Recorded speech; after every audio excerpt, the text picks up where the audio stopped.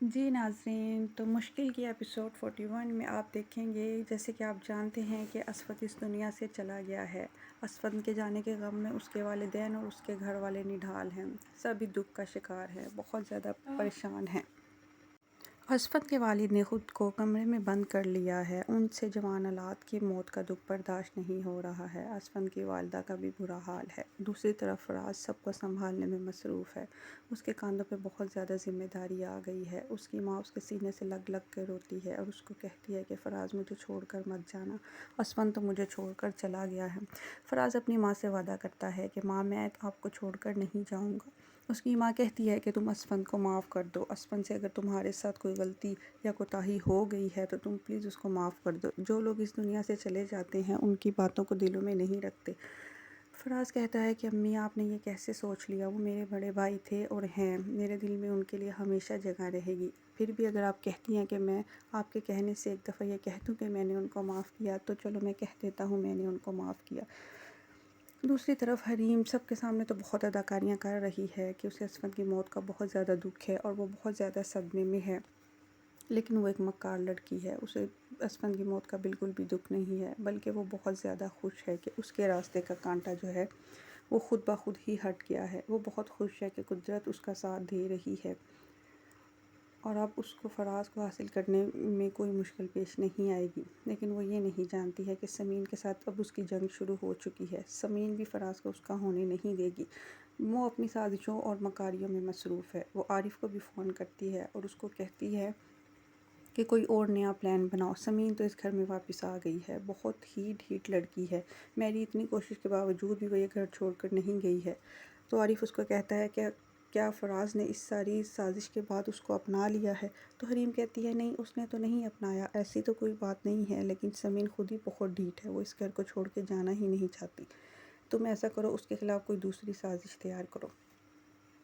حریم بات بات پر فراز کے ساتھ رابطہ رکھتی ہے، اس کے ارد گرد پھرنے کی کوشش کرتی ہے، اس کو اپنے کاموں میں مصروف رکھتی ہے تاکہ سمین کو جلن کا شکار ہو، لیکن فراز اس کو بہت زیادہ لفٹ نہیں کرواتا ہے۔ وہ اس کو کہتا ہے کہ آپ تو میرے بھائی کی بیوہ لگتی ہی نہیں ہیں، آپ کی سج دج دیکھ کر یہ اندازہ ہی نہیں ہوتا کہ آپ کے شوہر کا انتقال ہوا ہے۔ تاہم وہ حریم کی باتوں میں نہیں آ رہا، نہ وہ اس کے جال میں پھنسنے کی کوشش کر رہا ہے۔ وہ بہانے بہانے سے اس کو اپنے کمرے میں بھی بلاتی ہے، اس کو کہتی ہے کہ مجھے یہ سامان چاہیے، یہ لا دو، وہ لا دو۔ فراز اس کو سامان اور چیزیں لا دیتا ہے۔ وہ اس کو کہتی ہے کہ رات کو میرے پاس میرے کمرے میں آنا، مجھے بہت زیادہ ڈر لگتا ہے۔ فراز کہتا ہے کہ وہ ہرگز اس کے کمرے میں نہیں آئے گا، وہ چاہے تو گھر میں سے کسی اور عورت یا لیڈی کو اپنے پاس سلا سکتی ہیں۔ حریم اندر ہی اندر بہت زیادہ تلملاتی ہے کہ فراز اس کی سازشوں میں کیوں نہیں آ رہا، لیکن فراز کو یہ عورت بہت ہی مکار اور جھوٹی اور دھوکے باز لگتی ہے، وہ اس کی بات میں نہیں آتا۔ اس کے بے شک سمین کے ساتھ تعلقات ٹھیک ہیں یا نہیں ہیں، لیکن وہ حریم کو بالکل بھی پسند نہیں کرتا۔ دوسری طرف حریم اور ہی کچھ پلان بنائے بیٹھی ہے، وہ دوبارہ سے سمین پر الزام لگا دیتی ہے۔ وہ کہتی ہے کہ میں نے آج پھر سمین کو کسی کے ساتھ دیکھا ہے، کمرے میں کوئی موجود تھا۔ فراز یہ بات سن کر بہت زیادہ غصے میں آ جاتا ہے، وہ کہتا ہے کہ میں اس روز روز کے تماشے سے تنگ آ گیا ہوں، اب میں سمین کو اپنے ساتھ نہیں رکھوں گا۔ سمین بہت زیادہ چیختی ہے، چلاتی ہے، وہ کہتی ہے کہ ایسی کوئی بات نہیں ہے، یہ ایک جھوٹی، مکار اور دھوکے باز لڑکی ہے، یہ مجھے اس گھر سے نکلوانا چاہتی ہے، لیکن فراز کو کچھ سمجھ نہیں آ رہی ہوتی، وہ حریم کی باتوں میں آ جاتا ہے۔ تو تب فراز کی پھپھو سب گھر والوں سے کہتی ہے کہ جس عورت نے شوہر کے ساتھ نہ رہنا ہو وہ گھر کے اور سارے معاملات کو اتنے اچھے طریقے سے نہیں سنبھالتی ہے۔